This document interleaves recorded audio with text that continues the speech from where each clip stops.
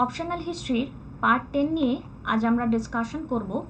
Modern Indian হিস্ট্রিকে সুন্দরভাবে আমরা জানার চেষ্টা করছি। আজকেই আমরা দেখে নেওয়ার চেষ্টা করব ইউপিএসসি প্যাটার্নটা, বা সেই ইউপিএসসি প্যাটার্নে আমাদের এখানে কি টাইপের কোশ্চেন ফলো হতে পারে ডাব্লিউবিপিএসসি ক্যাটাগরিতে। এর আগে আমরা এতদিন ধরে পার্ট 9 পর্যন্ত ডাব্লিউবিপিএসসি ক্যাটাগরিতে কী কী কোশ্চেন আসতে পারে সেটা ফলো করলাম। এখন আমরা একটু ফলো আপ করার চেষ্টা করব ইউপিএসসি প্যাটার্নটিকে। তাই তোমরা যদি মনে করো আমাদের সাথে ডাব্লিউবিসিএস অপশনাল হিস্ট্রি প্রিপারেশনকে সুন্দরভাবে সিস্টেমেটিক ম্যানারে এগিয়ে নিয়ে যাবে, তাহলে তোমরা শুক্র, শনি, রবি আমাদের সাথে কমিউনিকেট করতে পারো এবং রাত্রিবেলা 10:30টার সময় তোমরা আমাদের সাথে কমিউনিকেট করতে পারো। এই পার্টিকুলার চ্যানেলটিতেই অনলি তোমরা এই ভিডিওগুলো পাবে। আগের তার মানে 9টা ভিডিও হয়ে গেছে, যারা দেখোনি তারা অবশ্যই দেখে নিও। After the battle of Plassey, how did India transit from the medieval to modern age? এই কোশ্চেনটি এসেছিল ইউপিএসসি 2018 মেন্সে। কিভাবে ব্যাটেল অফ প্লাসির মাধ্যমে আমরা বলতে পারি ইন্ডিয়া মেডাইভাল থেকে মডার্ন এজে চেঞ্জ করেছে নিজেকে, এটা একটা পার্ট। নেক্সট আমরা যদি বলি after 1757 there grew up a state of Bengal which was a sponsored state as well as plunder state command। বলছে 1757 সময়ের যে ছিল তারপরে স্টেট অফ বেঙ্গল যেটা স্পন্সর স্টেট ছিল সেটাকে তছনছ করে দেওয়া হয়, প্লান্ডার স্টেট হয়ে যায়। এই ব্যাপারে কথা বলতে বলছে।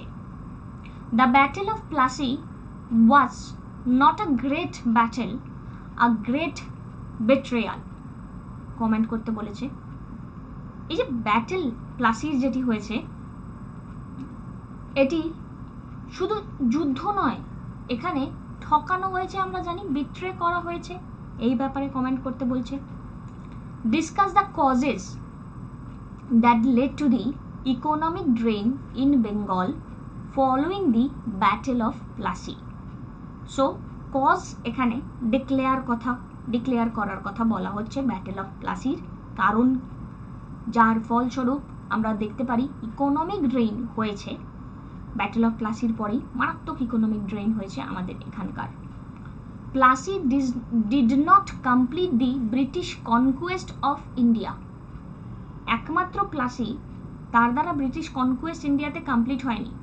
Had the English been convincingly defeated in any subsequent battle in India, then Plassey would have remained as a minor episode in the history of India।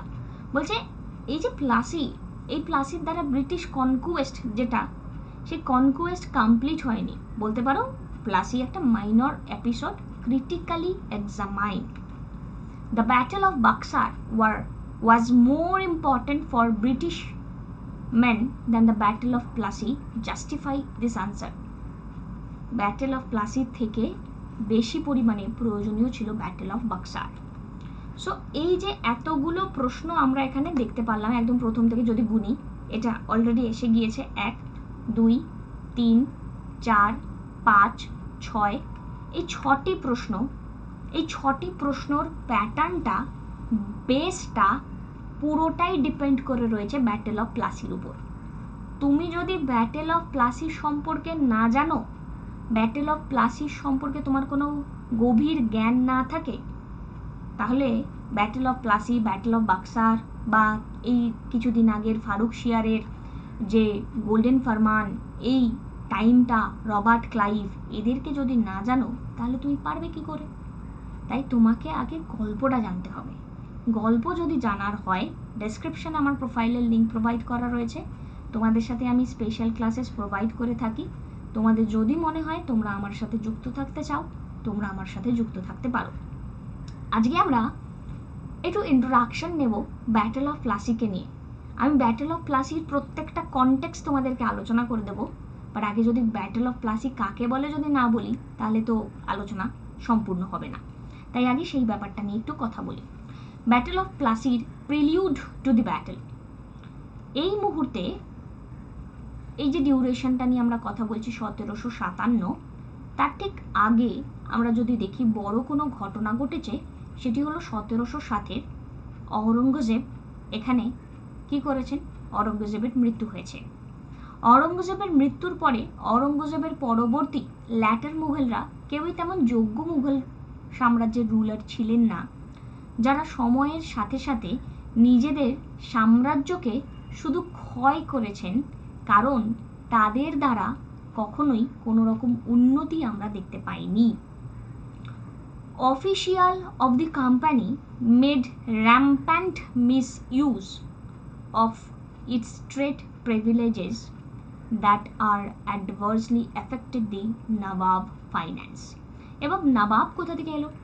অরঙ্গজেবের পরবর্তী টাইমে হায়দ্রাবাদ, তারপর বেঙ্গল, কার্নেটিক রিজন, তারপর মারাঠা, মাইসর, এরা সভারেন রুলার হয়ে গেল।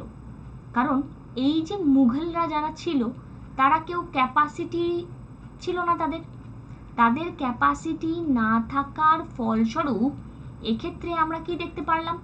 এক্ষেত্রে আমরা দেখতে পারলাম যে অন্যান্য যারা সভারেন রুলার রয়েছে, তারা নিজেদের এখানে সভারেন্টিকে প্রমোট করতে থাকলো এবং নিজেরা মুঘলদের সাথে লড়াই করে নিজেদের ক্ষমতা নিজেদের মধ্যে নিয়ে নেওয়ার চেষ্টা করলো। এই যে সুযোগটা, সেটি পেয়ে গেল ব্রিটিশরা। ব্রিটিশরা দেখলো এই রাজাদের নিজেদের মধ্যেই কোনো ইউনিটি নেই। রাজাদের নিজেদের মধ্যেই যদি কোনো ইউনিটি না থাকে, তাহলে এদের ব্রেক করাটা ভীষণ ইজি হবে ডিভাইড অ্যান্ড রুল পলিসির মাধ্যমে। ডিভাইড অ্যান্ড রুল পলিসির প্রপার ইমপ্লিমেন্টেশন যখন এখানে করা হলো, তখন রাজা, দেশীয় রাজারা তারা বুঝতে পারলো না। তারা কি ভাবলো, ধরো এই এক দেশীয় রাজা আছে আর এই আরেক দেশীয় রাজা আছে, মাঝে হলো ব্রিটিশ। তারা ভাবলো ব্রিটিশ আমার দলে তো আমি শক্তিশালী, এও ভাবলো ব্রিটিশ আমার দলে তো আমি শক্তিশালী। কিন্তু এই যে নাক গলিয়ে এই ব্যক্তি দুটি সাম্রাজ্যকেই যে নিজের করে নিল, এটা কিন্তু মারাত্মক একটা ব্যাপার আমরা দেখতে পারলাম। এই রকম ডিউরেশন অফ পিরিয়ডে আমরা বলতে পারি এটা একটা মিস ইউজ হয়ে গেল ফুললি। এই মিস ইউজটাতে অবভিয়াসলি তারা বিজনেস করতে এখানে এসেছিল, এবং তারা যখন এখানে বিজনেস করতে এসেছে, সেই বিজনেসের ক্ষেত্রে ট্রেড যে প্রিভিলেজেসগুলো আমরা বলতে পারি অ্যাডভার্সলি এফেক্ট ফেলেছে নবাবের ফাইন্যান্সে। ইংলিশ ফর্টিফাইড ক্যালকাটা উইদাউট নবাব পারমিশন। এবার বেঙ্গলের যিনি নবাব ছিলেন, সেই বেঙ্গলের নবাব মুর্শিদ কুলি খায়ের থেকেই ক্ষয়টা শুরু হয়েছিল, বাট চলতে চলতে চলতে চলতে আলিবর্দি খাঁ সিংহাসনকে অ্যাগ্রেশনের মাধ্যমে ক্যাপচার করে। তার এখানে নাতি সিরাজউদ্দৌলা প্রচণ্ড অ্যাগ্রেসিভ ছিলেন এবং তিনি তার নবাবের যে কোর্টে যারা যারা মেম্বার ছিলেন প্রত্যেককে এখানে রীতিমতো প্রেশার ক্রিয়েট করিয়ে এখানে চেয়েছিলেন সাম্রাজ্যকে কন্ট্রোল করতে, ব্রিটিশ পাওয়ারের সাথে কন্ট্রোলের ব্যাপারটাকে রাখতে। Company further tried to mislead him, compounded their sin by giving asylum to a political fugitive, Krishna Das, son of Rajballabh, who had fled with immense treasury against the Nawab will। মানে নবাবের দরবারে থেকে যারা খারাপ খারাপ কাজকর্মগুলো করছে, ট্রেজারির থেকে সম্পত্তি নিয়ে পালিয়ে যাচ্ছে, রাজবল্লভের সন্তান কৃষ্ণদাস, সেই কৃষ্ণদাসকে এখানে বাঁচাচ্ছে কে? ব্রিটিশ। তখন এই ফুগেটিভ ক্যারেক্টারিস্টিক যারা টাকা নিয়ে পালিয়ে যায়, নীরব মোদি, এই জায়গা থেকে এখানে আমরা বলতে পারি ইডির মতো গ্রুপ যারা থাকে তারা টাকাটাকে ক্যাপচার করার চেষ্টা করে। মোটামুটি 40% আমরা ক্যাপচার করে ফেলেছি, এরকমই নিউজ আমরা পেয়েছি। এই যে জায়গায় company on its part suspected that Siraj would drastically reduce its trade privileges in coalition with the French in Bengal. এবার এখানে একটা ইম্পর্টেন্ট ব্যাপার মাথায় রাখবে, সেই ডিউরেশন অফ টাইমে আমরা সবার প্রথমে এখানে কাদেরকে আসতে দেখি? পর্তুগিজদেরকে, তারপরে ডাচ, তারপর এখানে ব্রিটিশ, ডেন্স, তারপর আমরা দেখতে পারি যে ফ্রেঞ্চ সবার শেষে আসে।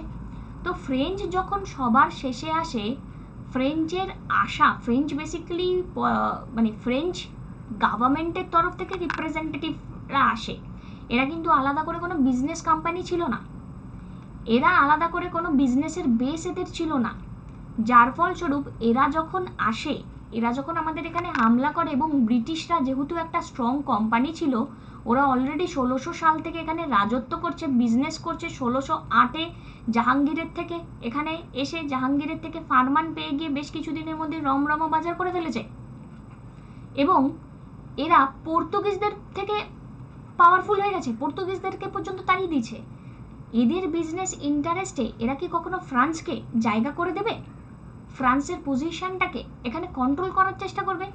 তো কার্নেটিক ওয়ারে আমরা সেই কন্ট্রোলটা দেখতে পারি। কার্নেটিক ওয়ারে আমরা দেখতে পারি যে কিভাবে ব্রিটিশ দেশীয় রাজাদের সাথে ছলনা করে ফ্রেঞ্চ পাওয়ারকে প্রতিহত করেছে। তো এই সময়ে আবার আমরা দেখতে পেরেছি এই ট্রেড প্রিভিলেজ যেটি ব্রিটিশরা ইচ্ছা করে মিসইউজ করছিল, সিরাজ তার দিকে নজর দিয়েছে। সিরাজ তার দিকে নজর দিয়েছে, সেই ট্রেড প্রিভিলেজগুলোকে কন্ট্রোল করার চেষ্টা করা হয়েছে সিরাজের দ্বারা, এবং এই সিরাজের এই কন্ট্রোলটা যখন আমরা দেখতে পারি, সেখানেই আসে আসল সমস্যা। সেই সমস্যাই এখানে আমরা দেখব এবং কমিউনিকেট করব পরপর। দেখো, সিরাজ অ্যাটাক এবং seize the English fort at Calcutta, it brought their hostility into the open. Mention may be made here the much propagated black hole tragedy. 1756 এর ব্ল্যাক হোল ট্র্যাজেডি মারাত্মক রকমভাবে এখানে ইংলিশকে ধাক্কা দেয়। সিরাজ একটি ছোট্ট ঘরে মেরে ফেলে ব্রিটিশ অনেকগুলি জীবনকে হত্যা করেন। যদিও বা এই ব্ল্যাক হোল ট্র্যাজেডি নিয়ে কোশ্চেন মার্ক আছে, বলা হয় ব্ল্যাক হোল ট্র্যাজেডির কোনো সেই রকমভাবে প্রুফ নেই আদেও হয়েছিল কিনা। সিরাজউদ্দৌলা একটি ছোট্ট ঘরে 146 জনকে বন্দি বানায়, যার জানলা না থাকার ফলস্বরূপ পরের দিন 123 জন এখানে সাফোকেশনের দ্বারা মারা যান, মাত্র 23 জন বেঁচে থাকেন। Sirajuddaula believe 146 English person who were lost in a very tiny room, যার জন্য 123 জন এখানে সাফোকেশনে মারা যান। However historian either do not believe this story or say that number of victim must have been much smaller. হিস্টোরিয়ানরা বলে এরকম ঘটনা সিরাজ ঘটাননি, অথবা স্টোরিটা অনেকটাই নাম্বারটা কম থাকার কথা।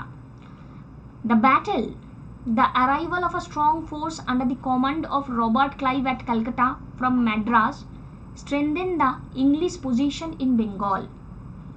ইংলিশের পজিশনকে বেঙ্গলে স্ট্রেন্থিং এখানে দেখতে পারা যায় ক্লাইভের টাইমে হয়। ক্লাইভ এখানে সিক্রেট অ্যালায়েন্স তৈরি করে যারা নবাবকে ধোকা দেয়। ট্রেইটার মির্জাফর, রায়দুর্লভ, জগৎ শেঠ। জগৎ শেঠ কে ছিল? Influential banker of Bengal. এবং অমিচাঁদ। কারা কারা মুর্শিদাবাদে থাকো, তাদের প্রাউডের জায়গা, এবং শুধু তোমাদের একার প্রাউডের নয়, আমাদের বেঙ্গলের প্রাউড মুর্শিদাবাদ, যেখানে সিরাজের মতো রুলার রুল করেছিলেন।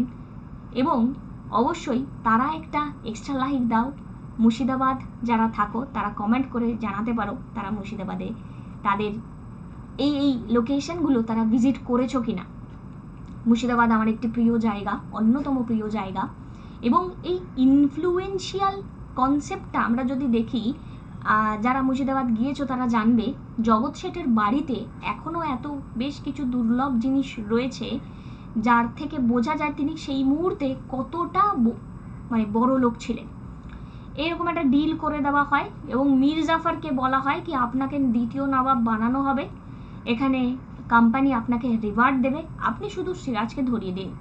এই সিক্রেট অ্যালায়েন্সের দ্বারা কোম্পানি যে কনস্পিরেসি করে ইংলিশ পজিশনটা অনেকটা স্ট্রং হয়ে যায়, যার ফলস্বরূপ আমরা বলতে পারি 23শে জুন 1757-তে ব্যাটেল অফ প্লাসিতে এখানে হারানো সম্ভব হয়েছিল সিরাজকে, নাহলে সিরাজকে কোনোভাবেই ক্লাইভের ফোর্স হারাতে পারতো না। কারণ এখানে কনস্পিরেসি যেহেতু করা হয় নবাবের অফিসিয়ালের দ্বারা, 50,000 strong force of Siraj was defeated by a handful of Clive forces. মাত্র কয়েকজন ফোর্সেসের সাথে সিরাজের 50,000 সৈন্য হেরে যায়। সিরাজউদ্দৌলাকে ক্যাপচার করে দেওয়া হয়, মেরে ফেলা হয় মীর জাফরের সন মিরানের এখানে রেকমেন্ডেশনে। Battle of Plassey placed at disposal of the English vast resources of Bengal. এই ব্যাটেল অফ প্লাসির দ্বারাই আমরা দেখতে পারি ভাস্ট যে রিসোর্স বেঙ্গলের, সেই বেঙ্গলের ভাস্ট রিসোর্স এখানে নেওয়া হয় ইংরেজদের দ্বারা এবং কন্টিনিউয়াস এখানে একটা প্রসেস চলতে থাকে। After Plassey English virtually monopolized the trade and commerce of Bengal. প্লাসির পরে ইংলিশ মনোপলি করে ফেলে ট্রেড এবং কমার্স বেঙ্গলের, এবং ডিউটি ফ্রি ট্রেড তারা করতেই থাকে, তারা কোনো রকম ট্যাক্স পেমেন্ট করে না। সিগনিফিকেন্স যদি বলা যায় এই ব্যাটেলের, মীর জাফরকে নবাব বানিয়ে দেওয়া হয়, তাকে he gave large sums of money plus the zamindari of 20 Pargana to the English. এর ফলস্বরূপ কি করা হয়, লার্জ সাম অফ মানি এবং জমিদারি এখানে দিয়ে দেওয়া হয় ইংলিশকে। Battle of Plassey political significance রাখে বিকজ ফাউন্ডেশন হয় ব্রিটিশ এম্পায়ারের। It had been rightly regarded as the starting point of the British rule in India. The battle established the military supremacy of the English in Bengal. আমার military পাওয়ারের দ্বারা আমি এখানে হারিয়ে দিলাম, তার থ্রু দিয়ে আমরা এখানে দেখতে পারি মিলিটারি সুপ্রিমেসি প্রুভড হয়।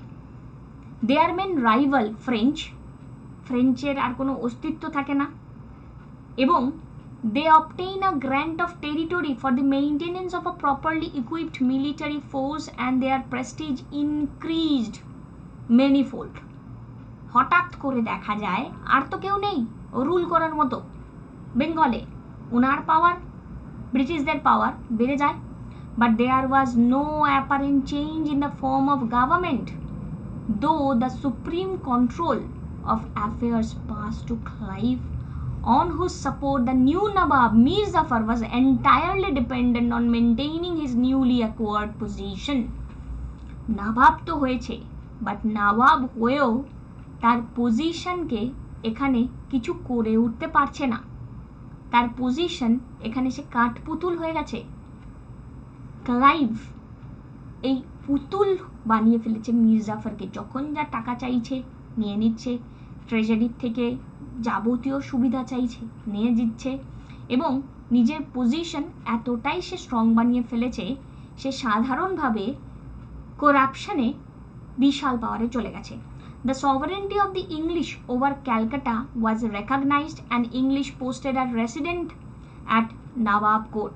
এমনকি নিজের একটা রিপ্রেজেন্টেশন নবাবের কোর্টে রেখে দিয়ে গেছে, নবাব যাতে কোনো কনস্পিরেসিও করতে না পারে। এবার মীর জাফর এখানে ইরিটেড হয়ে গেছে, ক্লাইভ খালি ইন্টারফেয়ার করে, কোনো কিছুই করতে দেয় না।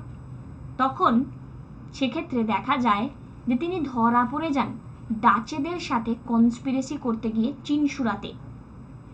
কিন্তু ব্যাটেল অফ বিদেরা বা ব্যাটেল অফ চিনসুরা, এই ব্যাটেলে ডাচ ভীষণভাবে হেরে যায়, এবং 1759-এ হেরে যাওয়ার পরে মীর জাফরের এই ফেইলিয়ারে মীর জাফরকে আবারও পেমেন্ট করতে হয়, এবং ইংলিশ এখানে মীর জাফরের উপর রেগে যায়, এবং দেখা যায় Miran the son of Jafar died. There started a fight for the nawabship of Bengal. Mir Qasim son in law of Mir Jafar and Miran's son, মিরানের ছেলে এবং মীর কাসিম যিনি কিনা এখানে জামাই, তাদের মধ্যে একটা পরবর্তী নবাব কে হবে এই নিয়ে একটা সমস্যা তৈরি হয়। এই রকম পরিস্থিতিতে নতুন governor Calcutta agree to support Mir Qasim claim after a treaty between Mir Qasim and Company 1760। 1760 Mir Qasim একটি ট্রিটি করে বসেন, ব্রিটিশদের তরফ থেকে একটি ট্রিটি সাইন করা হয় এবং এনারা দুজন মিলে ডিসাইড করেন তারা কি করবেন। তারা এক্ষেত্রে এই মুহূর্তে তারা এখানে কনস্পিরেসি থিওরি করে মীর জাফরকে সরিয়ে দেবেন, মীর কাসিমকে এখানে আনবেন। আমরা এই ট্রিটির ফিচার যদি দেখে নিই, মীর কাসিম অ্যাগ্রি হয়ে যায় কোম্পানিকে cede to company the districts of Bardhaman, Midnapore, Chittagong দিয়ে দেবে, সবই প্রায় দিয়ে দেবে। তারপর চুনাম ট্রেড অফ সিলেটের যে ট্রেডের হাফ শেয়ার দিয়ে দেবে, আউটস্ট্যান্ডিং ডিউ যা আছে সব পেমেন্ট করে দেবে। 5 লক্ষ টাকা ফাইন্যান্স করবে কোম্পানির যুদ্ধকে, যেটি কোম্পানি সাউথ ইন্ডিয়াতে করবে। মীর কাসিমের এনিমি ওয়ার দ্য কোম্পানির এনিমি এবং তাদের বন্ধু কোম্পানির বন্ধু, এরকম ডিক্লারেশন করে দেওয়া হয়। টেন্যান্টস নবাবের territory would not allow to settle in the lands of a company and vice versa. যে নবাবের যে টেন্যান্টরা থাকবে তারা কোম্পানির ল্যান্ডে এখানে থাকতে পারবে না। এতদিন যেটা আমাদের ইন্ডিয়ার ছিল সেটাই এবার হয়ে যাবে ব্রিটিশের land. Under the pressure of a company, Mir Jafar decided to